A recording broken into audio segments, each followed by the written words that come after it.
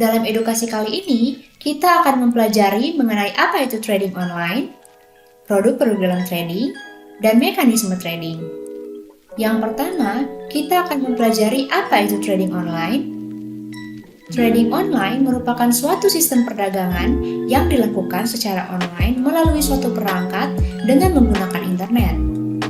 Melalui sistem ini, maka tidak lagi perlu untuk mengunjungi atau menemui baik pembeli maupun penjual, karena dengan akses internet yang ada, akan dapat mencarinya dengan lebih mudah. Dalam pembahasan kali ini, yang dimaksud adalah trading online yang aktivitas perdagangannya dilakukan di pasar valuta asing dan pasar komoditas internasional. Kegiatan ini bukanlah sekedar proses jual beli biasa, namun bertujuan melakukan jual beli dalam waktu singkat untuk mendapatkan keuntungan sebesar-besarnya tanpa adanya penyerahan barang secara fisik. Selanjutnya, apa saja produk-produk yang ada di dalam trading online? Yang pertama adalah valuta asing atau foreign exchange, atau yang biasa kita kenal dengan istilah forex. Adalah sebuah transaksi mata uang asing yang semakin banyak dipilih sebagai salah satu cara untuk melakukan investasi. Perdagangan forex ini melibatkan pasangan mata uang tertentu, seperti major currency pair.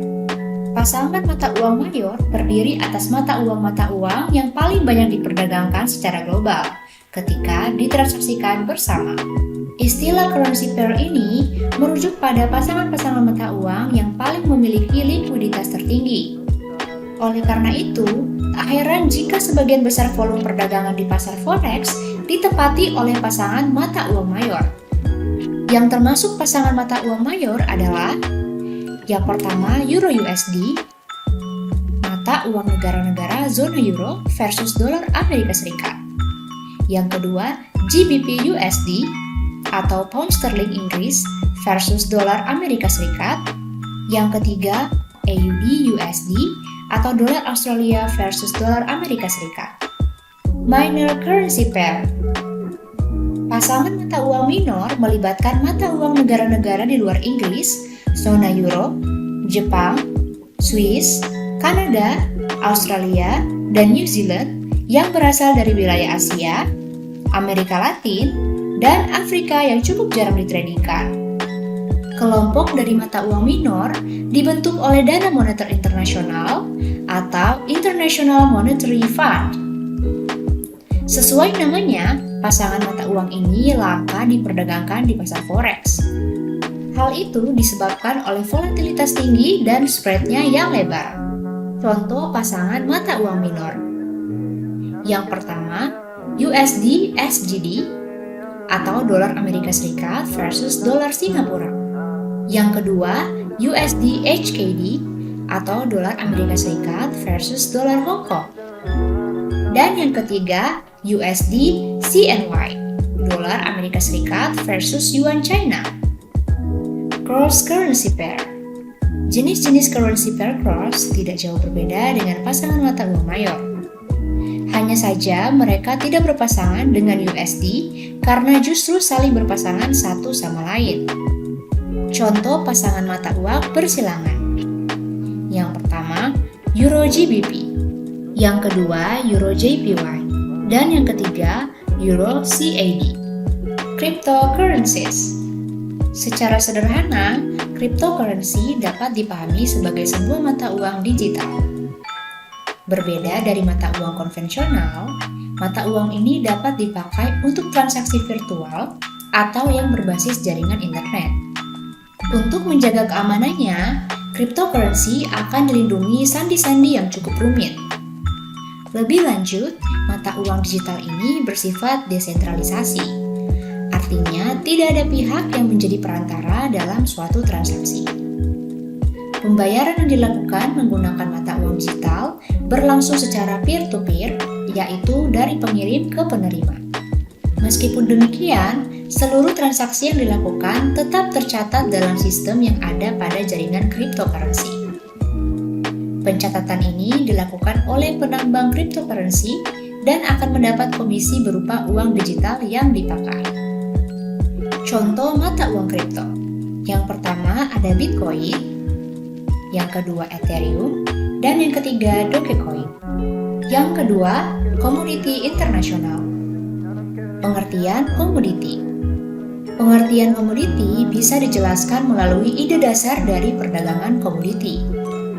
Perdagangan komoditi adalah kesepakatan untuk membeli atau menjual material mentah pada waktu yang sudah ditentukan dengan harga yang sudah disepakati di awal.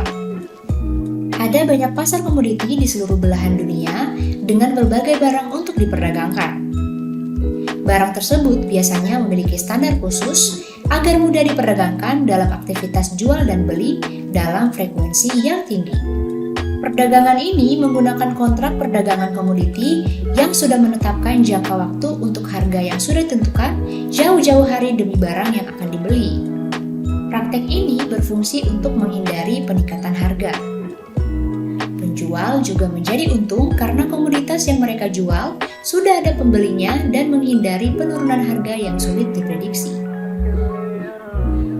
Dengan ini, baik penjual maupun pembeli menjadi sama-sama diuntungkan. Jenis komoditi. Saat ini, komoditas yang bisa diperdagangkan dibagi ke 3 kategori. Yang pertama, metal seperti emas, perak, platina, dan tembaga. Yang kedua, energi seperti minyak mentah, gas alam, dan bensin. Dan yang ketiga, pertanian seperti gandum, jagung, kedelai, coklat, kopi, dan gula. Contoh komoditi yang umum diperdagangkan secara online yaitu emas dan minyak mentah. Emas digunakan sebagai hedging atau lindung nilai dari tidak pastinya mata uang, termasuk inflasi mata uang. Sedangkan minyak mentah juga bisa menjadi pilihan di mana saat ada keterbatasan produksi. Produk komoditi internasional yang umum diperdagangkan. Yang pertama, emas atau gold local London. Yang kedua, minyak mentah. Dan yang ketiga, perak. Yang ketiga, indeks. Pengertian indeks. Indeks saham merupakan pengukuran nilai pada pasar saham. Perhitungan indeks saham dihitung dari pergerakan harga pada saham tertentu yang pada umumnya menggunakan rata-rata tertimbang. Indikator tersebut digunakan oleh investor dan manajer finansial untuk menjelaskan kondisi pasar yang terjadi dan ekspektasi tingkat pengembalian pada investasi tertentu. Indeks saham merupakan salah satu indikator penting bagi investor dalam berinvestasi sebab pelemahan atau penguatan pada indeks saham mencerminkan pergerakan pada pasar saham yang akan Anda investasikan. Adapun pergerakan dari indeks saham bersifat sensitif terhadap kondisi perekonomian maupun politik suatu negara. Indeks saham juga kerap menjadi cerminan dari kondisi ekonomi suatu negara. Jenis indeks yang sering diperdagangkan.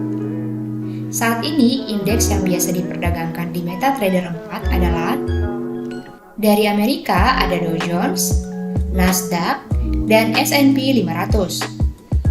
Dari Hong Kong ada Hang Seng, dari Jepang ada Nikkei, dari Korea ada Kospi, dan dari Jerman ada DAX.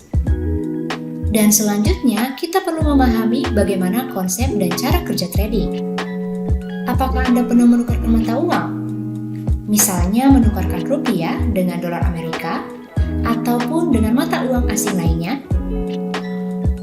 Ketika tukar menukar mata uang tersebut terjadi, maka sebenarnya Anda sedang terlibat dalam suatu transaksi di pasar forex yang disebut dengan trading forex. Dalam forex terdapat 2 jenis transaksi, yaitu beli atau buy dan jual atau sell. Di mana transaksi buy biasanya sering disebut dengan long dan sell yang juga biasa disebut dengan short. Jika harga sedang dalam keadaan naik, maka transaksi buy atau long bisa Anda lakukan untuk mencari keuntungan. Sebaliknya, ketika harga sedang menurun, maka Anda bisa melakukan sell atau short untuk mendapatkan keuntungan tersebut. Jika perdagangan lainnya, arah keuntungan yang bisa didapatkan biasanya hanya satu arah, antara antara jual atau beli ketika harga naik ataupun turun. Namun dalam trading forex, keuntungan yang bisa didapatkan justru dua arah, yang biasa disebut dengan istilah two-way opportunity.